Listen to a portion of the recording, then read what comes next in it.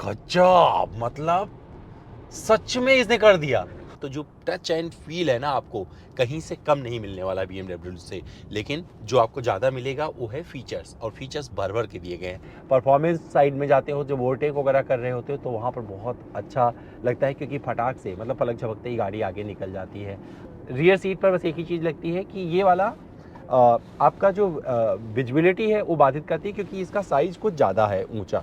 तो बेसिकली हर 10% पे 50 किलोमीटर दे रही है, मतलब 10% पे 50 किलोमीटर। आप बताइए पहुंचूंगा या नहीं? अभी पहुंचा नहीं हूँ, मतलब अभी मुझे 3 किलोमीटर के आसपास चलना है, लेकिन चलना है 0% पे। नमस्कार, मैं अमित द्विवेदी आप सभी का स्वागत करता हूं अपने इस चैनल पावर ऑन व्हील पर। और मेरे साथ में इस समय कुछ खास है। जो खास है वो पेशकश है BYD की, और जिसका नाम है सी लायन 7।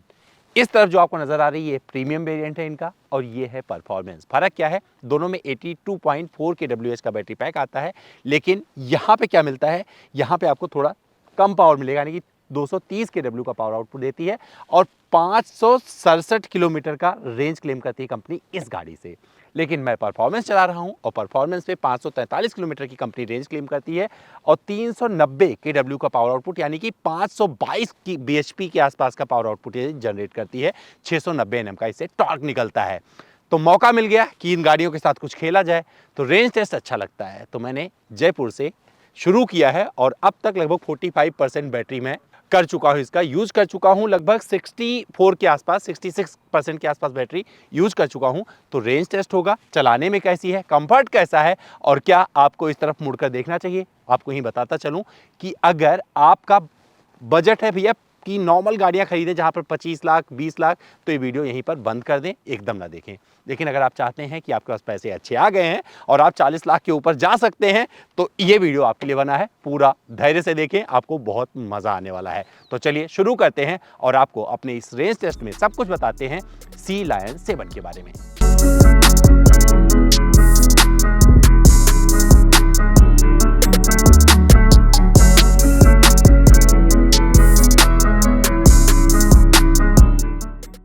तो गाड़ी की बैटरी पर 100% आपने ऑलरेडी देख लिया है, और यहीं से रेंज टेस्ट शुरू हुआ है। लेकिन उसके पहले कि आप पूरा एंजॉय करें हमारी जर्नी, आपको दिखाते हैं कुछ खास। क्योंकि इलेक्ट्रिक कार जब आप चलाते हैं तो आपको देखिए फ्रंक भी मिलता है, और क्या मिलता है, और आपको बढ़िया यहाँ पर बूट भी मिलता है।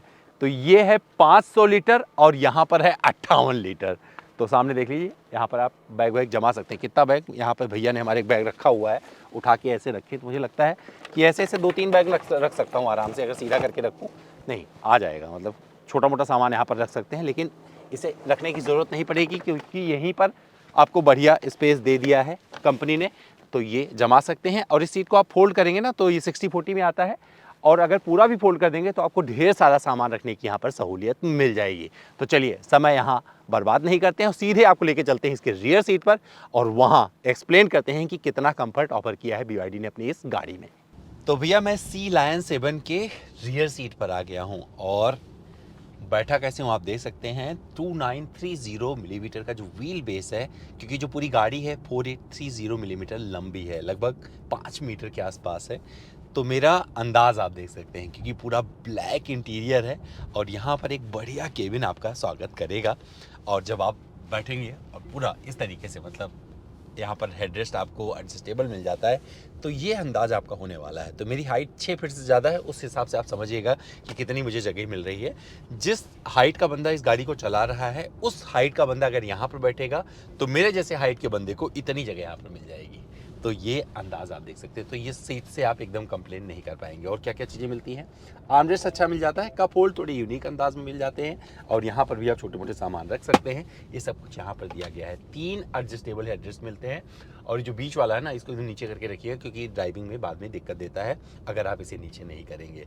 लेकिन 60-40 में इस सीट को फोल्ड भी कर सकते हैं, और बहुत ज़्यादा सामान अगर रखना है वैसे तो इसमें बड़ा बूट स्पेस मिलता है। फिर भी अगर आपको ढेर सारा सामान चाहिए तो आप उसे फोल्ड भी कर सकते हैं, और यहाँ पर आपको ठीक ठाक जगह मिल जाएगी बहुत सारा सामान भरने की। तो एक ऐसी इलेक्ट्रिक कार है जिसकी रियर सीट पर आप बड़े प्यार से बैठ सकते हैं।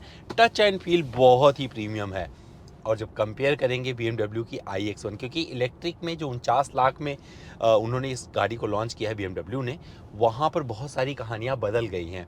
और इस गाड़ी को अगर देखेंगे रख के तो जो टच एंड फील है ना, आपको कहीं से कम नहीं मिलने वाला BMW से। लेकिन जो आपको ज़्यादा मिलेगा वो है फीचर्स, और फीचर्स भर भर के दिए गए हैं। 12 स्पीकर मिलते हैं इसमें, गाने का जो क्वालिटी है वो अलग लेवल है। लेकिन अगर अमित द्विवेदी से आप पूछेंगे कि आप इस गाड़ी में बैठकर रियर वाली सीट पर कितनी दूर जाना पसंद करेंगे, तो मुझे लगता है अगर ड्राइवर अच्छा होगा और सुकून से चलाता रहेगा तो मैं कहीं भी जा सकता हूँ, क्योंकि मैं यहाँ पर बैठकर सोना भी बुरा मुझे नहीं लगेगा। तो मुझे लगता है एक ऐसी गाड़ी है जिसे आप खरीद कर अपने ड्राइवर से भी चलवा सकते हैं, ड्राइवर भी चलाएगा और आप यहाँ सुकून से बैठकर अपने ऑफिस जा सकते हैं। सामान वगैरह रखने की जगह यहाँ पर अच्छी मिल जाती है। यहाँ पर छोटा मोटा लैपटॉप वगैरह भी फंसा सकते हैं, 2 मोबाइल फ़ोन इधर रखिएगा और उधर भी भैया रख सकते हैं, कोई इसको रखना है। और साथ में यहाँ पर AC वेंट दिया गया है, जिसकी कूलिंग वगैरह अच्छी मिल जाएगी। और मैं अपने एक्सपीरियंस से बता सकता हूँ, यहाँ पर टच करिएगा, लाइट कैसे जलती है देखिए, टच करेंगे, इसी को टच करना है, हल्का टच करिए, ऑन हो जाएगा। और ये पूरा जो ग्लास रूफ दिया गया है, ये कर्टन हटा दीजिए, पीछे तक चला जाएगा और गुनगुनी धूप का आनंद लेते हुए, अगर मौसम ऐसा है तो, अगर आप सर्दियों में देख रहे हैं मेरे इस वीडियो को, तो आपको समझ में आएगा मैं क्या बोलने की कोशिश कर रहा हूँ। बहुत आनंद आने वाला है और आप कोई कंप्लेन नहीं कर पाएंगे। और चीज़ क्या मिलती है, पानी की बोतल वगैरह आराम से लगा सकते हैं, आपका हाथ ऐसा रखा रहेगा।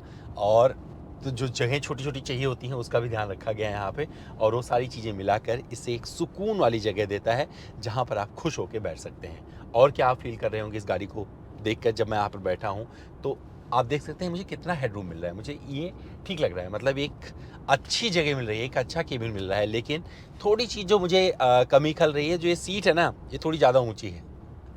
तो यहाँ से जो विजिबिलिटी है, क्योंकि ये ड्राइवर ये थोड़ा स्पोर्ट्स अंदाज में दिया गया है, जैसे आपने देखा होगा स्पोर्ट्स कार वगैरह में होता है, तो इससे मैं आगे नहीं देख पा रहा हूँ। आगे देख कहाँ से पा रहा हूँ, अगर कोई नहीं बैठा है तो इसके नीचे से देखते हुए झांकते हुए एक खिड़की नज़र आ रही है जो रोड दिखा रही है। तो ये चीज़ मुझे बस थोड़ी सी खली, बाकी आप ऐसे देख सकते हैं, ये वाली विंडो आपको बोर नहीं करेंगे। तो ये सारी चीज़ें आपको यहाँ पर बहुत ज़्यादा सेफ मिलने वाली हैं। एयर बैग भर भर के दिए गए हैं, तो सेफ्टी का आपको चिंता करने की ज़रूरत नहीं है। मुझे लगता है कि अगर आपका बजट पहुँच रहा है इसके आसपास 40 से 50 लाख रुपए के बीच में, तो ये गाड़ी आपके लिए परफेक्ट हो सकती है। और इलेक्ट्रिक में डिसअपॉइंट करेगी या नहीं, क्योंकि रेंज मैटर करता है, तो उसका जिक्र हम करेंगे इस वीडियो में आगे। तो भैया इस गाड़ी में आपको ड्राइव मोड मिल जाते हैं कुछ, जैसे नॉर्मल, स्पोर्ट और इको। तो मैंने स्पोर्ट मोड में इसे डाल दिया है। और मैं क्या करना चाह रहा हूँ, मैं 0 to 100, क्योंकि 4.5 सेकंड में कंपनी बोलती है कि 100 कर लेती है, तो मैं वही करके आपको दिखाने वाला हूँ। तो 1 2 3 गो। और गजब, मतलब सच में इसने कर दिया, सच में इसने कर दिया। अब इसके आगे जाऊंगा नहीं मैं, बट इसने अपना काम बखूबी किया है। और वहीं पर जब ब्रेकिंग बाइट्स की बात करेंगे, वो भी परफेक्टली आ रहा है। एक काम और करता हूँ, ये तो मैंने स्पोर्ट मोड में किया था, अब मैं देखता हूँ इको मोड में परफॉर्मेंस कैसा रहता है। तो 1 2 3 गो।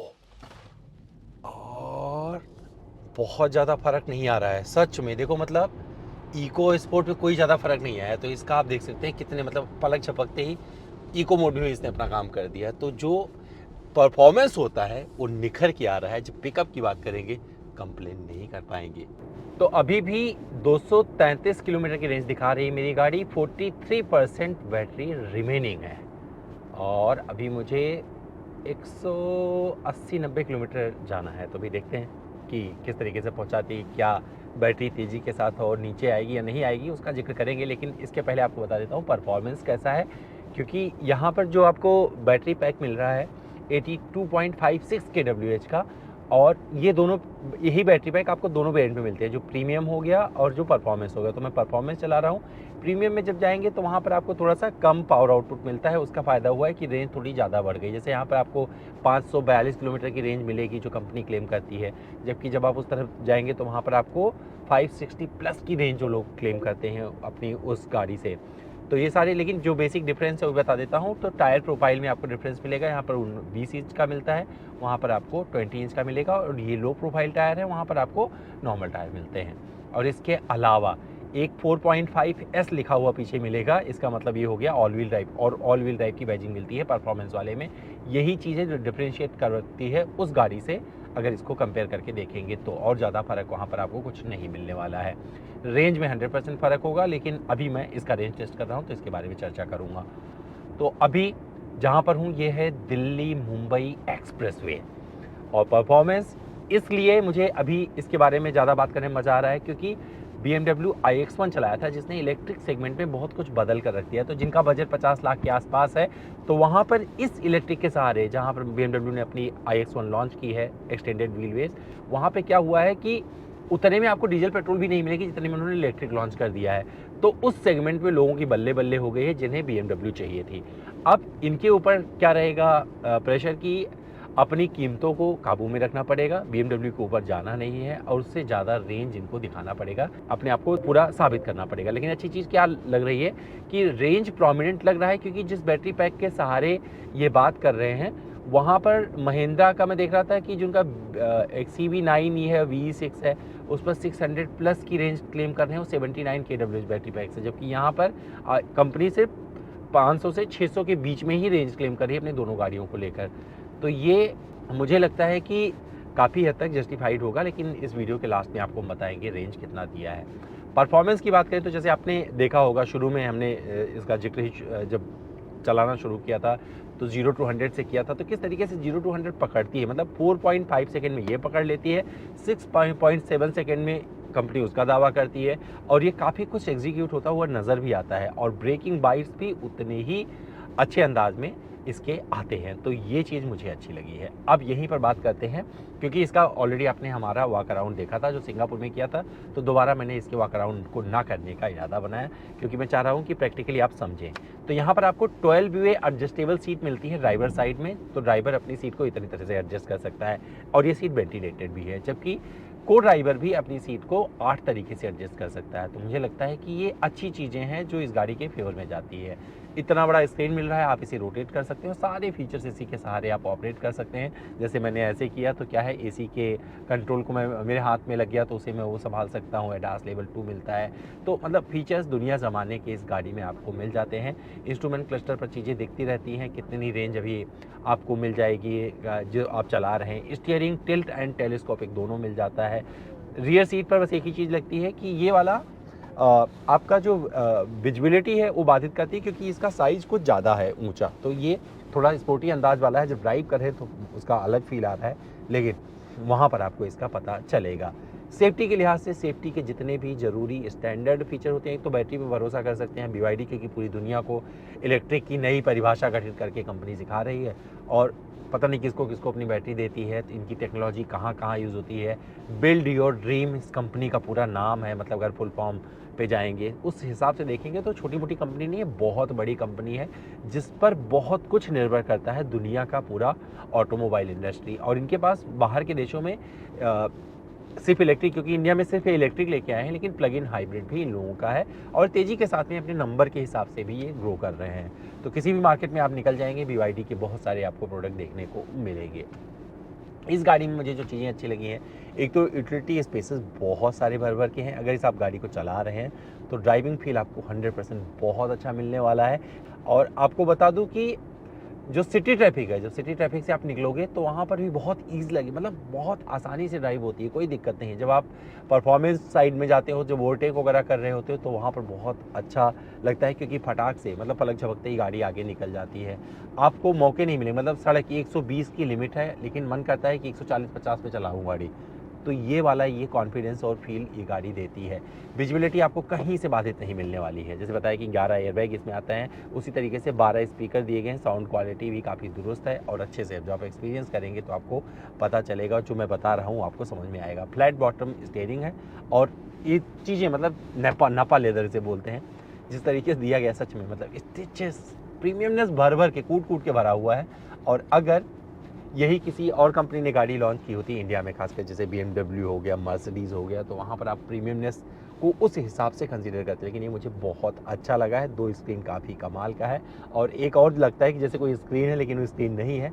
एम्बियंट लाइटिंग और नेक्स्ट लेवल है, मतलब आपको मज़ा आएगा जिस तरीके से इसमें पिरोई गई हैं, परोसी गई हैं, वो चीज़ इसमें बहुत अच्छी है। 360 डिग्री कैमरा इसका बहुत अच्छे से काम करता है, तो जैसे आसपास कुछ आता है तो पॉपअप जो आता है आपको दिखा देता है, वो अच्छे से अपना काम कर जाता है। और एडास लेवल 2 में जितने भी फीचर्स इन्होंने दिए हैं वो भी कमाल के हैं।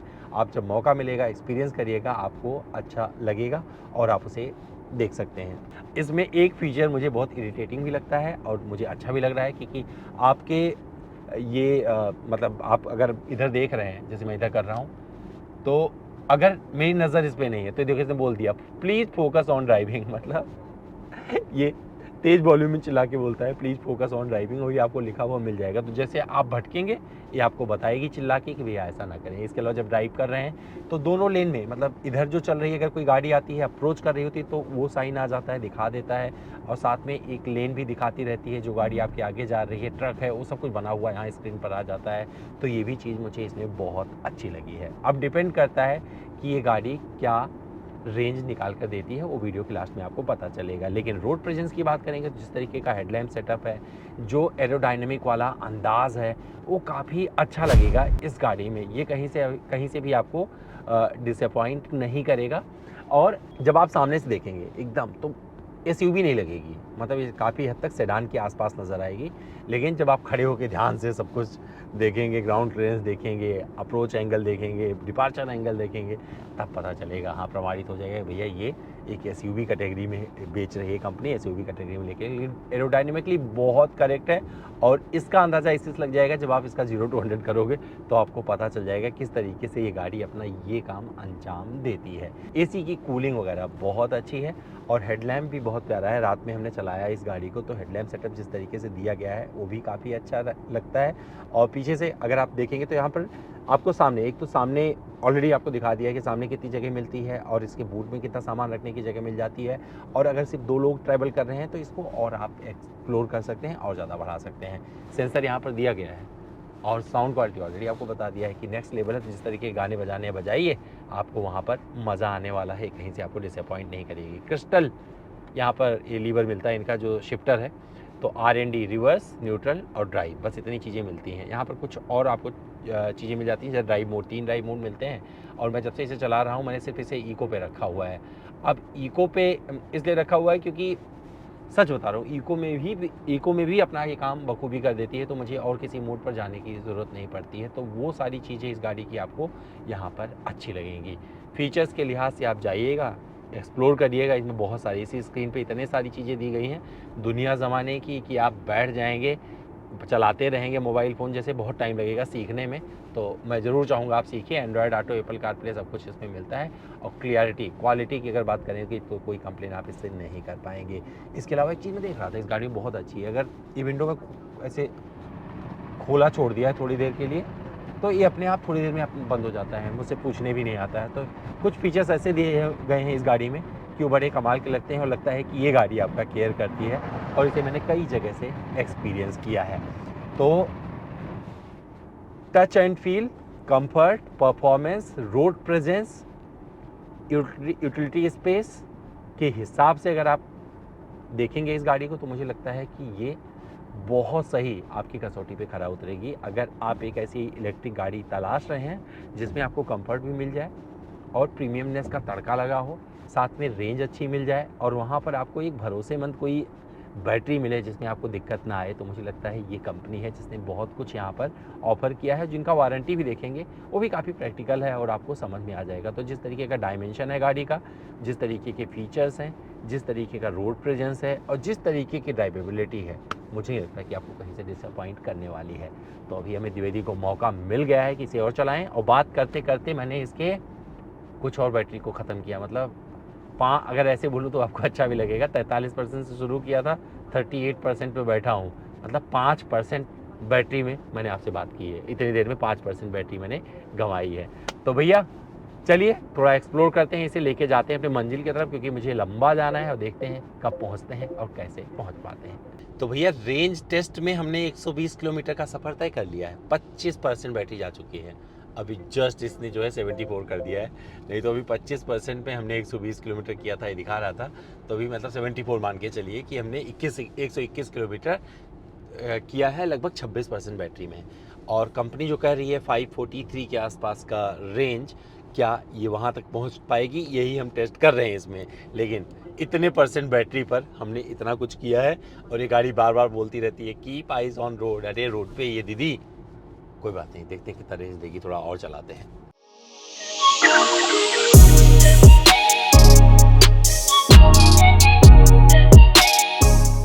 तो भैया देखिए 50% चला चुका हूँ इस गाड़ी को और 50% पे इसने 220.4 किलोमीटर की रेंज दी है। तो ये रेंज अभी 50% पे इतना मुझे मिला है। और जो रास्ता है ये दिल्ली मुंबई एक्सप्रेस वे, जयपुर का थोड़ा सा ट्रैफिक ये कनेक्ट किया था, लेकिन अभी ये जारी है और हम आपको लास्ट में बताएंगे इसने कितना मुझे रेंज दिया है, क्योंकि अभी हम बहुत कुछ ड्राइव करने वाले हैं। हमारे पास 50% बैटरी और बची है ड्राइव करने के लिए। दिल्ली मुंबई एक्सप्रेस वे पर जो रफ्तार है 120 किलोमीटर प्रति घंटे की लिमिट है जिस पर आप ड्राइव कर सकते हैं। मतलब अगर आपका मन करे तो यहाँ तक पहुँच जाइए, कोई चालान नहीं कटेगा। और मेरे साथ में जो गाड़ी है ये BYD सीला N7, इसको मैं उसी रफ्तार की तरफ लेके जा रहा हूँ। देखता हूँ वहाँ पर ये कैसे परफॉर्म करती है। तो देखिए 117, 120 भी करना है मुझे। हाँ टेक्निकली 120 ही है, पर देखो मैं आराम से, मतलब इस पर देखेंगे इस रफ्तार पर तो इस गाड़ी को आराम से भगा पा रहा हूँ और बाहर की कोई भी आवाज़ केबिन में नहीं आ रही है।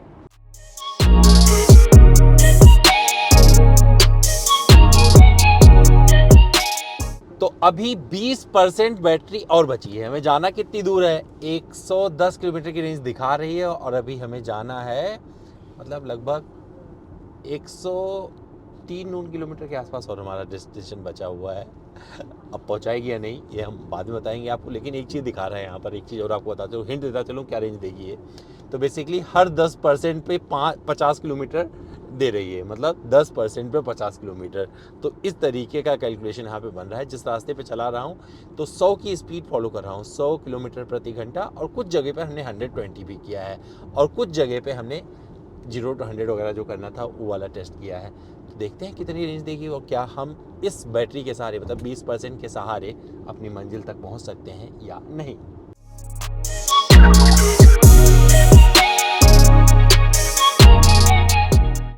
तो भैया आ गया प्लीज चार्ज इन टाइम और 10% बैटरी बची है। 56 किलोमीटर और चलेगी।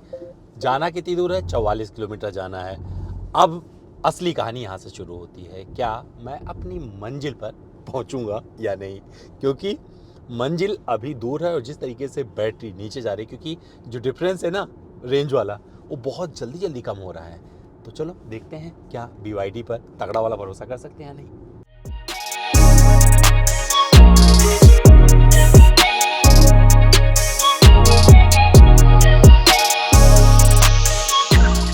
तो भैया होता है एक भगवान भरोसे, जिसे बोला जाता है ना भगवान भरोसे, अगर पहुंच गए तो पहुंच गए।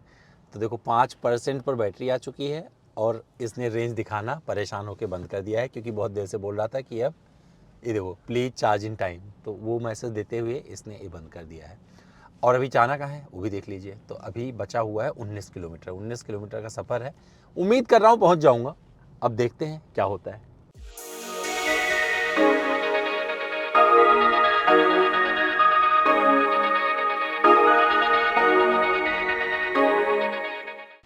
तो भैया जयपुर की शानदार गलियां हैं और बैटरी बची है 1%। जाना है 7.5 किलोमीटर, 7.6 किलोमीटर। नहीं पता कहाँ तक जाएगी गाड़ी, बट हम चले जा रहे हैं। और यहाँ पर देखिए 421 किलोमीटर गाड़ी चल चुकी है एक फुल चार्ज पे।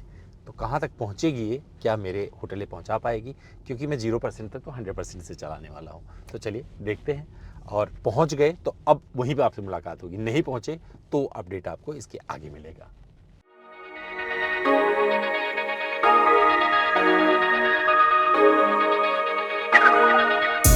तो भैया मेरी कश्ती थी वहाँ डूबी जहाँ पानी कम था, लेकिन डूबी नहीं है। अभी 2.8 किलोमीटर जाना है, लेकिन ये हो गया है 0%। अब आप बताइए पहुँचूंगा या नहीं। अभी पहुँचा नहीं हूँ, मतलब अभी मुझे 3 किलोमीटर के आसपास चलना है, लेकिन चलना है 0% पे। तो जब गाड़ी से, मतलब इलेक्ट्रिक कार से पूरी बैटरी ड्रेन हो जाए तो क्या आप चला सकते हैं उस गाड़ी को? इसका भी जवाब यहीं पर छुपा हुआ है। जो मेहनत करी है ना, इसका नतीजा यहाँ पर आपको नज़र आएगा। मैं यही बात चाहता हूँ इसी बात पर कि भैया जब वीडियो देखते हो तो लाइक भी कर दिया करो, शेयर भी करो, कमेंट भी करो और थोड़ा मोटिवेशन वाले संदेश लिख दिया करो, जिससे मैं थोड़ा और कुछ आपके लिए बना पाऊँ।